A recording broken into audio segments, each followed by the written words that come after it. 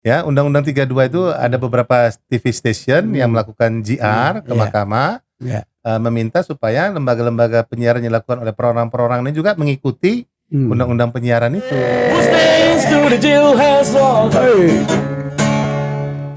Selalu tersenyum dan berpikir indah.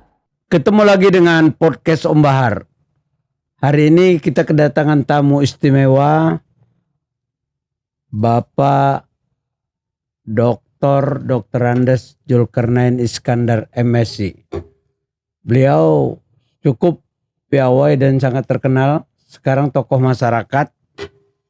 Beliau adalah salah seorang tim pemeriksa daerah pelaksanaan penyelenggara pemilu DKPP Republik Indonesia.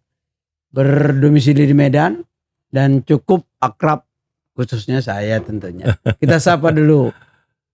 Saya manggilnya Bang Iskandar. Kita sapa dulu ya.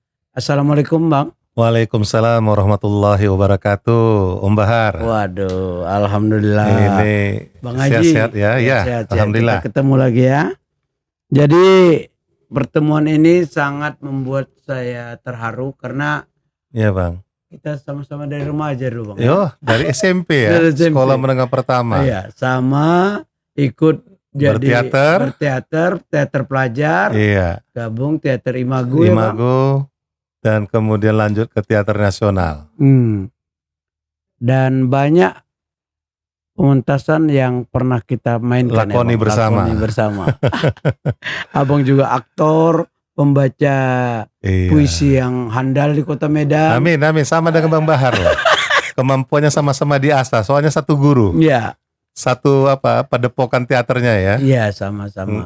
Jadi teringat dengan almarhum di Rifai Rahab. Iya, Al-Fatihah buat guru kita ya. Iya, Bang almarhum Bang Darwis Rifai Rahab. Iya. Baik, Abang Dah. Kita kan sekarang ini sangat merasakan bahwa dunia pendidikan, dunia generasi milenial, semuanya terkait dengan suasana pandemi, Bang. Ya. Abang mungkin bisa memulai bagaimana sebenarnya sikap kita sehari-hari, Bang, sebagai pakar komunikasi, dan tentunya bisa memulai bagaimana sebaiknya, Bang. Baik, terima kasih Om Bahar. Ini karena menjadi karakteristiknya ya, walaupun sebenarnya gak cocok juga dipanggil Om, karena memang teman dari SMP nih ya. Jadi karena podcastnya ya Om Bahar, ya saya panggil Om Bahar. Siap. Jadi Om, pendapat saya begini, dalam situasi pandemi COVID-19 ini ya, kebetulan saya juga bekerja sebagai pendidik ya. Saya dosen di Universitas Sumatera Utara. Ya, betul. Ya, tepatnya pada Magister Ilmu Komunikasi Pascasarjana Universitas Sumatera Utara. Ini pekerjaan tetap saya. Selain di situ juga saya mengajar di beberapa tempat ya pascasarjana. Iya. Pertama adalah pascasarjana untuk tingkat magister maupun doktoral komunikasi Islam. Iya. Di Universitas Islam Negeri Sumatera Utara. Kemudian pada Magister Ilmu Komunikasi Universitas Muhammadiyah Sumatera Utara. Dan ada satu S1 strata 1 yaitu Sekolah Tinggi Ilmu Komunikasi Pembangunan Medan, itu grup waspada ya, STIK P ya. Jadi dalam proses pengajaran ini memang pandemi COVID-19 ini menjadi faktor penghalang yang luar biasa. Ya, kita melakukan proses belajar mengajar itu tidak lagi tatap muka tapi melalui daring ya. Daring, virtual. Jadi dalam jaringan ya, disingkat menjadi daring.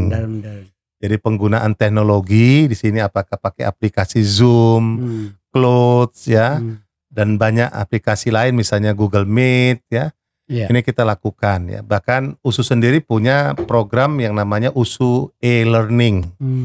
Nah, ini saya alhamdulillah baru saja balik dari USU ini dalam rangka tadi membuat rekaman video untuk tutorial e-learning. Jadi mengajar kita, kemudian direkam, divideokan, nanti ini yang akan disebarluaskan kepada anak didik kita. Jadi anak didik kita nanti melalui penggunaan internet ini bisa belajar.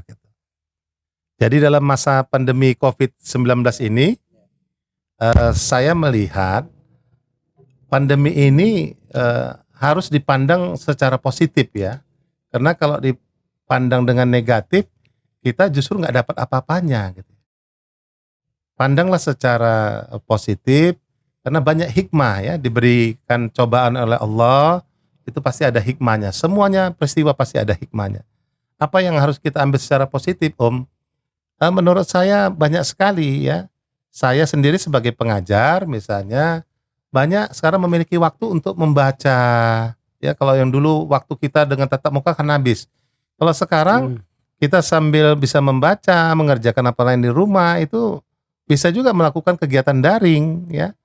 Karena pengajaran itu sudah kita rekam, kita tinggal putarkan saja.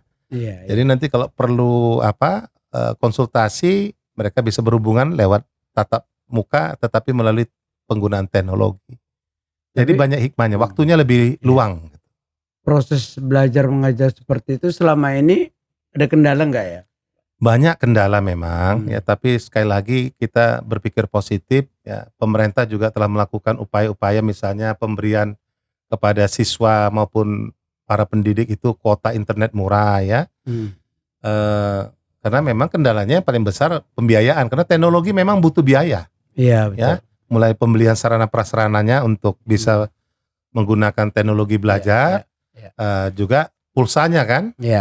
Tapi itu tetap ada solusinya yang diberikan. Pemerintah juga memberikan bantuan, ya, universitas juga memberikan kelonggaran, keringanan dan sebagainya.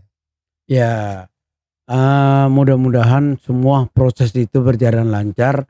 Dan amin. Kita berharap ya segera berlalu lah ya. Iya.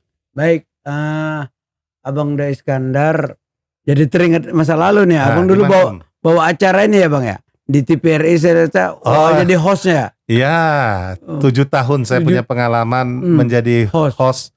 Jadi seperti Om Bahar ya, podcast Om Bahar ini, saya bawa acara di TVRI Sumatera Utara itu, dalam acara dulu ada namanya program dari Pemprovsu, namanya Pemprovsu Menjawab ya. Berarti menampung pertanyaan-pertanyaan. Ya, jadi rutin ya pada masa itu Pak Gubernur Pak Rijal Nurdin itu sampai zaman dilanjutkan dengan adiknya beliau ya, Pak Tengku Eri ya.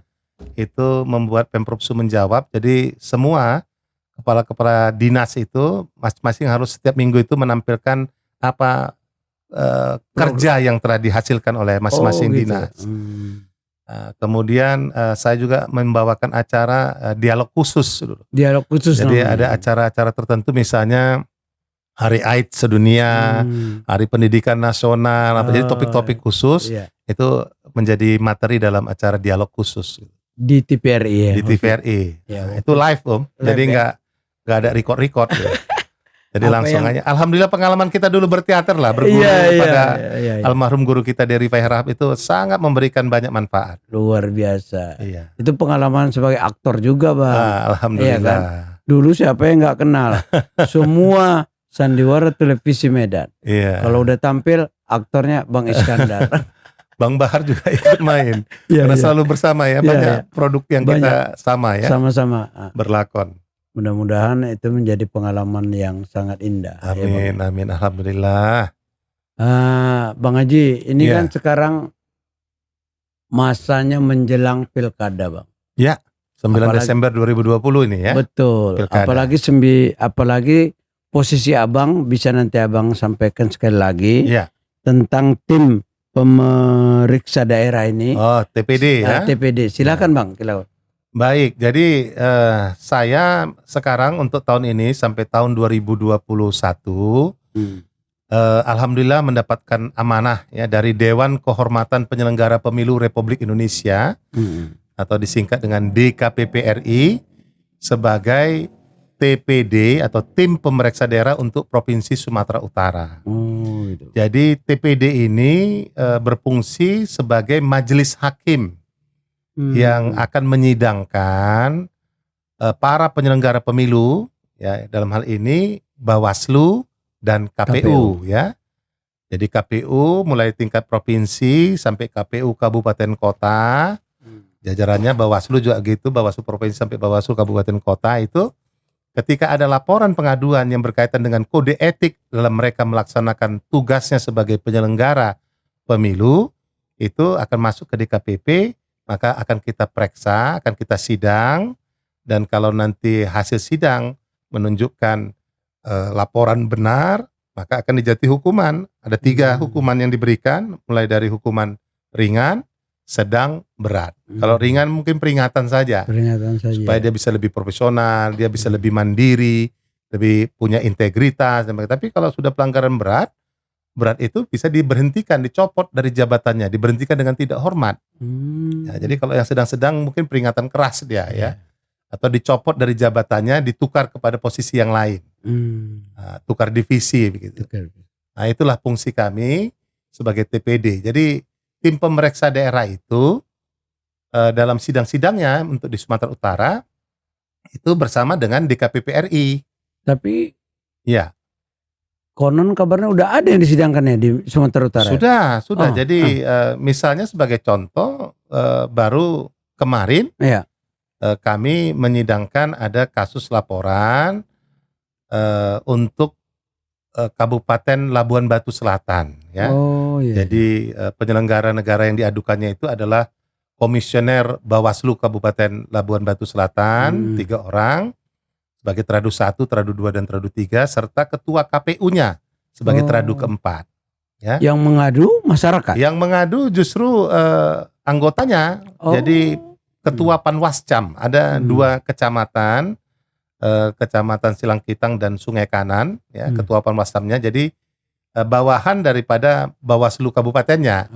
Melaporkan pimpinannya kepada DKPP karena dianggap memuluskan salah satu pasangan calon perseorangan dalam proses verifikasi faktual syarat dukungan calon perseorangan. Jadi hasilnya gimana? Kemarin kita sudah sidang, kita menunggu prosesnya karena nanti majelis dalam persidangan itu ada 4 orang. Jadi majelis Dewan Kehormatan Penyelenggara Pemilu itu ada dari Dewan Kehormatan Penyelenggara Pemilu Jakarta. Kemarin misalnya sebagai contoh itu dipimpin oleh Pak Afifuddin. Ini komisioner DKPP RI. Kemudian saya dari tokoh masyarakat. TPD tim pemeriksa daerah mewakili unsur tokoh masyarakat Sumatera Utara. Dan yang ketiga dari KPU diwakili oleh komisioner namanya Pak Mulia Banurea. Dan yang terakhir keempat itu dari unsur Bawaslu Provinsi diwakili oleh Pak Marwan. Nah, jadi berempat ini akan membuat resum jalannya sidang masing-masing. Nanti akan diplenokan di Jakarta, putusannya seperti apa. Berarti paling lama biasanya sekitar 2 mingguan baru putusan keluar. Berarti karena baru 2 hari yang lalu ya. Khusus untuk yang di Labuan Batu Selatan ini belum keluar putusannya, tapi sudah sidangnya sudah selesai. Berarti sedang diproses ya. Sedang diproses. Baik. Sebelum itu ada juga katanya ya Bang. Banyak. Jadi tapi sebelum itu, Labuan Batu Selatan ada Nias Selatan. Itu kasus-kasus tahun sebelumnya ya? Ya, itu pemilu 2019. Ya, jadi ada misalnya dianggap tuduhannya itu penyelenggara pemilu dalam hal ini KPU-nya dianggap berpihak kepada salah satu pasangan calon dan suara itu digelembungkan. Gitu. Ya, suara penggelembungan suara gitu.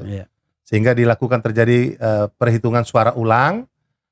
Kemudian itulah yang dilaporkan gitu ya. Karena ada hak-hak masyarakat dalam proses pemilu itu yang hilang atau diabaikan.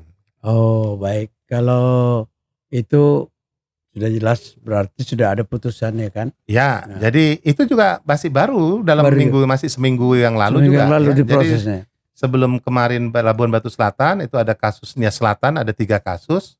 Saya terbang ke Nias bersama DKPP sidang di sana. Sebelum di sana kami juga sidang di Tapanuli Tengah. Itu kebetulan kasusnya adalah Bawaslu Kota Sibolga dan KPU Kota Sibolga. Gitu. Jadi ini juga masih terkait dengan peristiwa pemilu 2019.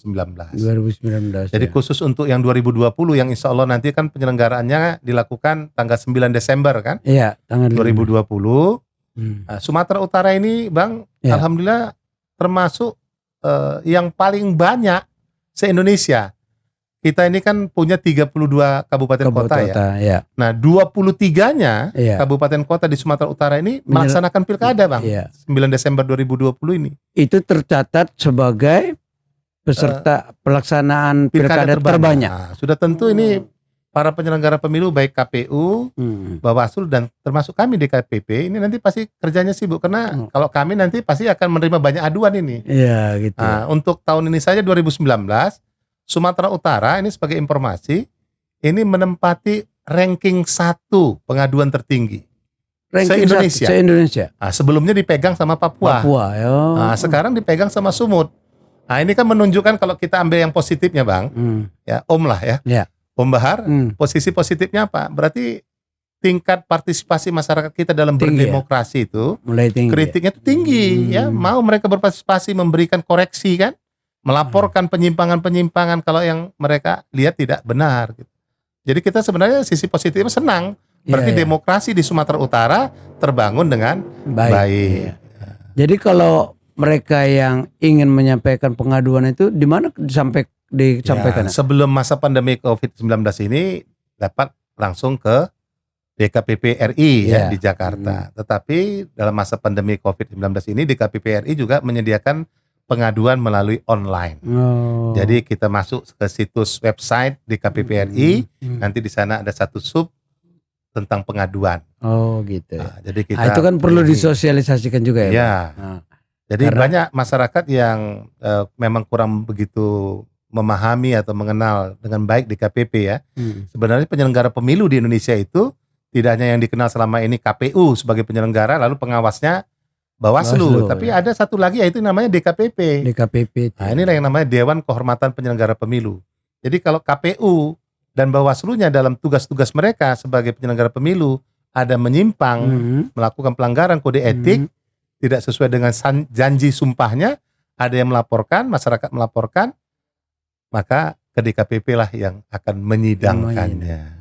Begitu ya. Inilah perlu sosialisasi, tentu masyarakat awam khususnya kan banyak yang belum tahu hal-hal seperti itu. Pasti saya yakin itu. Betul. Tapi dengan adanya sosialisasi, adanya informasi tentang keberadaan penyelenggara, alhamdulillah Om Bahar ini memberikan kebermanfaatan yang luar biasa. Dari sisi demokrasi, pembangunan demokrasi, podcast Om Bahar ini dengan sosialisasi seperti ini luar biasa. Sangat berarti ya bagi pembangunan demokrasi kita. Itu makanya mungkin abang heran juga kok bolak-balik menghubungi ya kan.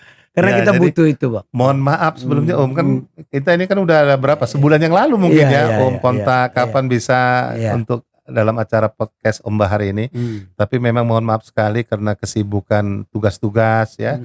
Karena memang sidang-sidang pergi keluar kota, ke Tapsel, ke Tapteng, ke Nias Selatan, kembali, bahkan sidang juga di provinsi, di Bawaslu provinsi ya. Luar biasa. Jadi padat sekali. Begitu repotnya, begitu banyak kegiatan. Tapi sebelum lupa Bang, kami dari keluarga besar podcast khususnya dan keluarga besar Dewan Kesenian mengucapkan selamat nih kepada abang karena apa nih Bang? Baru awal bulan lalu baru mantu ya Bang. Alhamdulillah betul-betul sekali Om Bahar. Jadi putri abang dia itu Dokter Mariska Jasmine. Jadi anak menantu juga dokter namanya Dimas Arya Pradana. Alhamdulillah saya semalam waktu acara itu sangat berbahagia diundang khusus oleh abang. Kami keluarga besar mengucapkan selamat. Terima kasih banyak. Ini tentu membuat pasti beda kan Bang.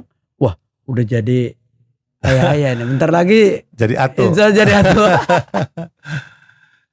Abang kalau kita secara umum melihat suasana menjelang pilkada itu kita berharap semua unsur kondusif, aman, lancar. Dan beberapa unsur pembantu penyelenggaranya itu tentunya sampai ke tingkat bawah.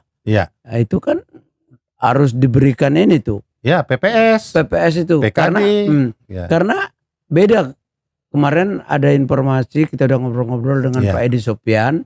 Beliau kebetulan melakukan penelitian ke KPU, ke Bawaslu. Beliau lagi studi ya, studi ambil S3-nya, ambil ya, S3-nya. untuk disertasinya. Ya. Nah, beliau menyampaikan informasi bahwa akan beda. Justru nanti di TPS kalau nanti yang pasti pembedanya karena corona ini. Corona itu. Corona. Jadi memang penyelenggara pemilu itu diwajibkan ya untuk mengikuti protokoler kesehatan dalam proses tugas-tugasnya sebagai penyelenggara pemilu. Iya, iya. Dan yang kita nampak ini memang harus kita antisipasi ya. Iya. Karena ini bisa juga menjadi pelanggaran etik juga ketika kami melihat nanti misalnya ada laporan ada penyelenggara pemilu apakah itu KPU ataupun Bawaslu yang tidak menerapkan protokoler kesehatan. Ini sebagai contoh saja Iya, iya. Ketika mendaftar sebagai calon ya. Kemarin kan calon itu perseorangan sudah prosesnya pendaftarannya ya di tanggal 4 sampai 6 semalam ya. 4-6 September. Jadi baru aja beberapa hari yang lalu itu prosesnya. Ya, itu kan biasanya kalau datang mendaftar kan disertai dengan apa nih? Para pendukung kan rame itu. Ya, konvoy. Sekarang enggak lagi ya. Iya, jadi kalau yang begini nggak memperhatikan protokol kesehatan, kita takut juga nanti jangan-jangan tercederai nih proses demokrasi ini dengan kegiatan proses penyelenggaraan pemilu ini pula menjadi klaster baru pula dari corona. Iya, ini kan betul. jadi membahayakan. Nah, ini yang harus sama-sama kita jaga. Mari kita patuhi, tetap demokrasi berjalan dengan baik, tapi protokol kesehatan juga dapat kita ikuti dengan baik. Iya, benar sekali Bang. Terima kasih Bang Haji sudah memberikan pencerahan. Ini Om Bahar juga kan protokol kesehatannya juga baik ini. Iya, baik ya. Karena saya sebelumnya juga udah pakai ini, tapi masker juga karena ini supaya jangan apa ya udah ini untuk sementara, tapi ada physical distancing ya, iya, jarak 2 meter. Jadi, sudah 2 meter ini ya. Jadi tetap kita ikuti. Tetap kita ikuti. Ya, mudah-mudahan.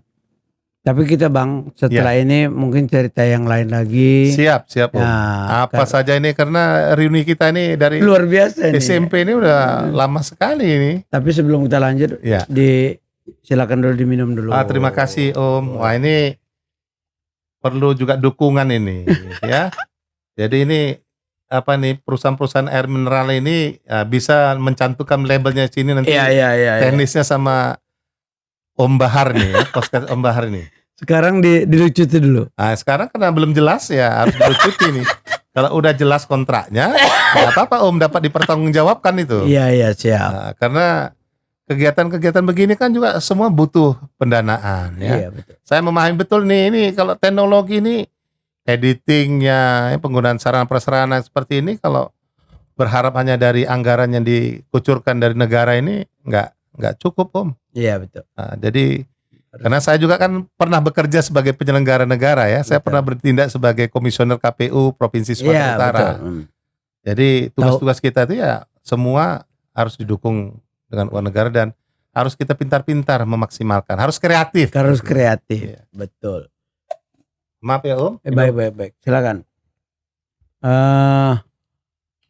Kalau tadi kita udah cerita panjang lebar tentang penyelenggaraan pemilu, demokrasi kita ini tentunya semua sektor, semua kita lembaga dimanapun berada, harapan kita memberikan support semuanya kita untuk sukses gitu ya Bang. Iya betul Om, karena memang politik ini menyentuh kehidupan manusia yang lain. Jadi ekonomi pasti berkaitan juga dengan politik. Pendidikan nanti berkaitan dengan politik. Bahkan yang kita sekarang harus betul-betul sadari hati-hati, hoax ini kan bersebaran ya. Iya. Jadi kalau masa-masa politik ini hoax, berita bohong, fake news itu, berita-berita palsu itu sangat luar biasa. Iya. Dan ini kalau enggak kita membuatkan masyarakat ini apa ya namanya, kalau bahasa kerennya itu bahasa kampusnya itu literacy ya. Iya. Jadi kesadaran untuk membaca berita, mengolah informasi, memilah-milah informasi. Kalau bahasa agama kita ini tabayun lah ya. Jadi melakukan kajian, evaluasi benar enggak informasi. Kalau hanya ditelan mentah-mentah, banyak sekali berita-berita bohong dan ini menyesatkan dan bisa membuat kacau. NKRI ini bisa jadi kacau. Betul. Pembangunan bisa menjadi berantakan ya. Fitnah itu lebih kejam dari pembunuhan dan lain-lain sebagainya. Betul. Jadi apalagi era teknologi sekarang ini Om. Ya Om Bahar ini sekarang semua orang dapat siaran. Iya. Bikin TV secara personal bisa. Iya. Bikin stasiun radio bisa. Walaupun ada undang-undang penyiaran ya 32 2002 yang mengatur bagaimana sebuah stasiun penyiaran. Iya. Tapi sekarang kan nggak usah pakai lembaga ya, cukup personal gini bikin TV mandiri bisa, bikin radio mandiri bisa. Tapi itu sekarang sudah ada juga pihak-pihak yang ingin proses sekarang itu lagi disesuaikan. judicial review. Iya betul. Ya, Undang-Undang 32 itu ada beberapa TV station yang melakukan GR ke mahkamah, meminta supaya lembaga-lembaga penyiaran yang dilakukan oleh perorangan-perorangan ini juga mengikuti Undang-Undang penyiaran itu. Ya, paling tidak pedoman perilaku penyiaran kan ada. Iya betul. Yang diterapkan oleh Komisi Penyiaran Indonesia. Dan kita lihatlah bagaimana perkembangannya di dalam proses hukumnya ya. Iya.